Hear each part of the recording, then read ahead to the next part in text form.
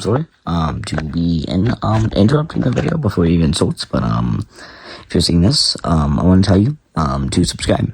Almost at 200 subscribers when I'm recording this, and, we'll be at, something else when, we hit 200 subscribers, you know? So, subscribe. Help us hit 200 subscribers. We only need, like, 33 more, 32 more, I don't know. But I'm subscribed. Yes. Okay, anyway, without further ado, let's get the video started. Hello everyone, I am finally back doing another commentary vid. Well, not really commentary vid, but theory vid, or whatever. I haven't done this since I've, cleared my YouTube channel, basically. But today we're gonna be talking about a bunch of theories, surrounding the new Amazing Digital Circus, episode 5, that released, earlier, today. So, let's talk about it. So, to explain this episode, I should probably give a basic rundown of what happens. So, let me explain. The episode starts off where Kane gave, therapy to Zubul, or Zubul gave therapy to Kane, however you want to describe it, but, that basically, is where the episode starts off. Kind of what it seems to be directly after a, mission the game does, without Zubul, of course, because Zubul just never goes on missions. It seems to be some wet mission, but that doesn't really matter right now. As Kane starts talking about adventures, as Zubul brings up the, suggestion box, which Kane low-key forgot about, as, he's like, let's do a thunder round. So they start going through multiple things. I don't want to explain all of them right now, but basically it leads up to this, softball thing, where it's against an evil team of them, and, yeah, that's kind of where the episode ends. There was a lot of lore, but that's basically just the basic rundown. We'll go over the stuff that happens in the theories and stuff, so yeah. Now, there is a lot of hidden lore in this episode. This episode, surprisingly, mainly focuses on a lot of Jax's lore and a bit of Bracket's lore as well. We also get to learn a lot about the cast's backstories and what they used to do and, stuff like that. We also learn a little bit about, Gangle in Pomni, Zubul, surprisingly. We all learned about all of them in this episode, surprisingly, which is actually pretty fun to know. Now, for the first adventure, there's not much really to say about it. It's really mainly just Jax being, Jax throughout it. So there isn't really much to say about this one. Yeah, other than, he becomes vegan the whole episode, because of this, which is actually a pretty interesting lore thing, because it shows us that Kane can actually change, behaviors in the circus, and may have a lot of, this actually could have a lot of implications later through this episode, since he's able to change behaviors of certain members in the circus with just some votes and with a flick of a wrist, just like that. So we're gonna get into that later in the video, but not right now. The same can really be said with the second adventure. It's really kind of just a filler adventure. Other than we see a bit more of Jax's behavior and him being more of a joke, to Zubul, and not to Gangle and stuff like that, and just to the whole cast. I do have to say, Kingo is really funny in this role, which I do actually have a theory about Kingo that I've been seeing a bit.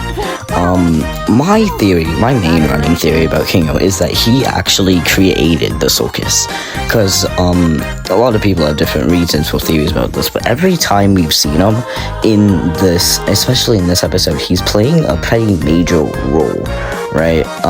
In this one, he's playing the assistant of, Pomni, and in other ones, he's playing kind of like leader roles, as you can see, later on, but, let's get to the next adventure. Now, this next adventure is actually a really big lore thing, as we can have a lot of theories with this one. We actually can see a bit of Jax's true feelings, and we can kind of see why he does a bit of stuff. Let me show you what I mean. Here. Thanks. Do you think Gangle is actually capable of being happy? What? I don't know, her comedy mask still breaks every day. Does she think hanging out with Zubul is gonna magically fix that? Maybe she just doesn't want to hang out with someone who's mean to her all the time. She likes when I'm mean to her, though. I didn't think you cared about what other people like. No, yeah, you're right. I don't. Do you have any actual friends? Not anymore. Oh, wait, no. I'm sorry. I wasn't talking about that. That wasn't meant to be. Hey, Kinger! Did you see the fireflies all the way over there? What was that about? It's nothing. Who cares? Doesn't she get on your nerves sometimes? I mean, she's nice to everyone. I don't know. I think she tries way too hard. Like, we're stuck in... Why are you always pretending everything's always fine? Like, if you tell someone they're loved and appreciated every day, it just kind of loses all meaning. It just feels like she's trying to take advantage of you, you know? I don't know. Also, she's dumb and she looks weird. Think we all look weird. Excuse you. This is what peak male performance... There's a lot of things we can actually tell from this clip. So it starts with Jax actually kind of opening up to Pommy and talking about Gaggle and stuff. What I think this actually shows, since we see later in this scene that Ragatha brings up Jax's old friend that probably abstracted. What I think Jax is trying to do is turn Pomni into kind of like his friend ever since, you know, like his friend abstracted. He's trying to find someone to, you know, like talk to and stuff, and you know what I mean. But in this scene we can actually see the mask from in Jax like slip for a second, as we can see like actual angle from him when Ragatha says that. We can see that you know, that friend probably meant a lot to him, and there's a lot of something else in this scene which honestly is pretty interesting, where it shows Jax on the ring and he doesn't have a tail, which I don't remember seeing in the show at all, if I remember right, but he never had a tail, and he remembers having a tail, as it seems he probably did at one point, but if I had to guess, King probably deleted it or something, and that's what he's kind of still remembering. Now, there was a theory where Jax could be an AI. With this episode, I think this disproves it, but there is a thing that this could make, even if Jax is an AI, this could show that the AI is slipping, because I have a feeling that Kane is an AI and stuff, and, you know, but that's a big lore moment in that, and we're about to get to an even bigger lore moment in a second. So yeah, let's get to the next adventure. In this scene we actually get to learn a lot about the characters' backstories, as we learn that Zubul actually used to work at a bar and used to be a tattoo artist from Gangle's bit, but we actually learn that, you know, she was a fast food driver, which we kind of found out in the episode prior to this. We also found out she went to school for graphic design, which is honestly pretty cool. We also get to learn a bit about how maybe people can get into the circus. You see, I believe Pomni's backstory specifically can tell us how people can get into the circus. So originally, you know, it starts normal saying she's in a and it was an accountant for like a grocery store or something, right? But then we found out that she actually was kind of like a small YouTuber or whatever, and she used to do vlogs on like abandoned buildings, and she says that actually is how she got into the Amazing Digital Circus.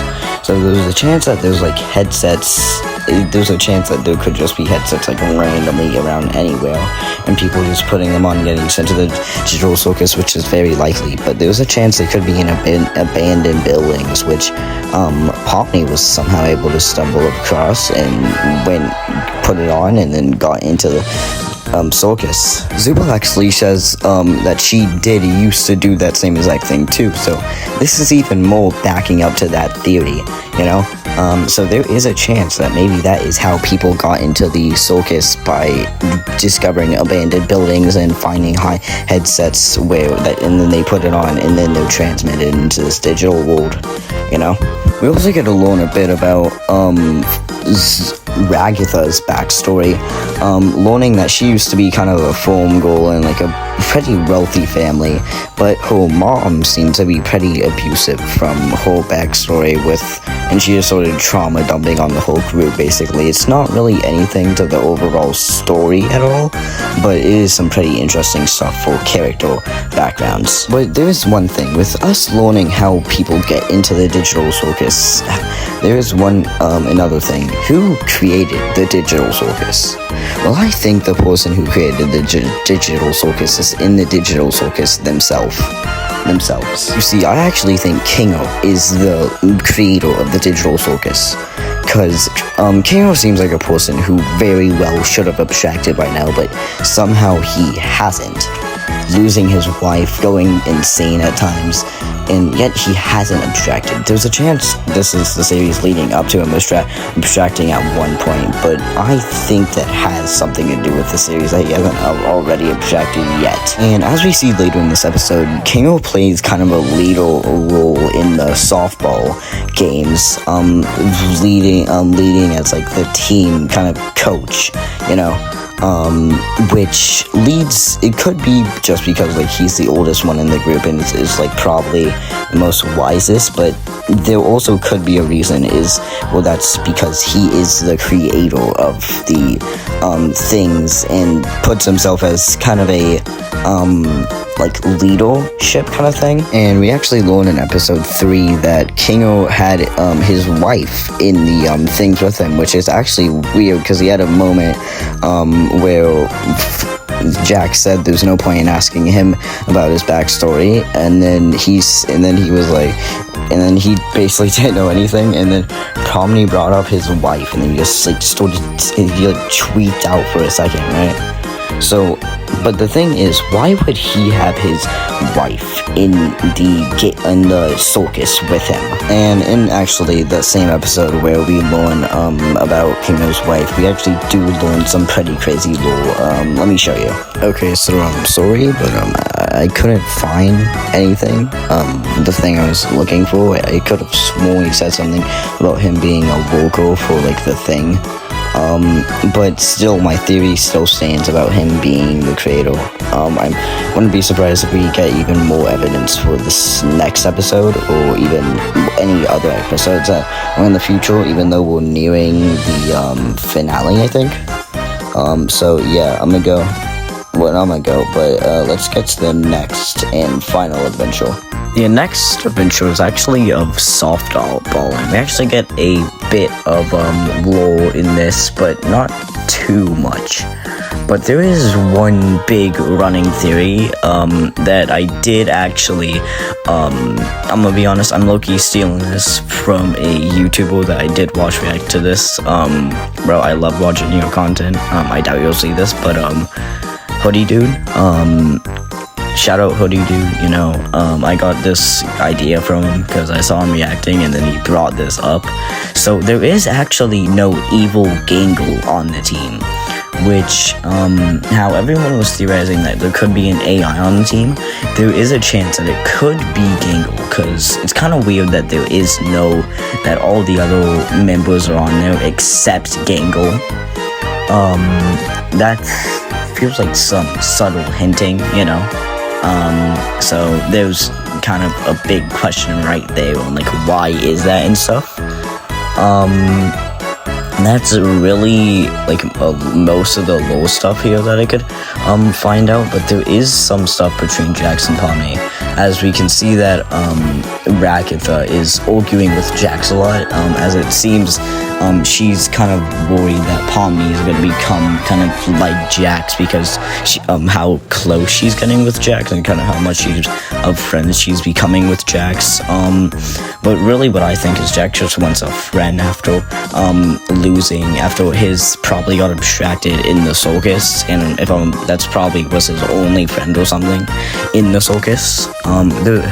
Maybe there's even a chance that that was like his real life friend and they got like transported to the circus together or something. Who knows? You'll probably find out in like a later episode about all that stuff, but who knows right now. But there is actually a scene in this where there's a vote called, and then Pomni is like one of the only people that actually vote out. Which I kind of like that addition because it shows that Jax and Pomni are actually kind of sort of in a friendship, you know. But then again, Ragatha is kind of worried about that friendship because she doesn't want Pomni, her friend, to become like another Jax. Because in her eyes, Jax is just like a joke to everyone and really just the opposite of her, you know. But that's a lot of the lore. But there is one thing I do want to talk about, and that one thing is the disappearing guy.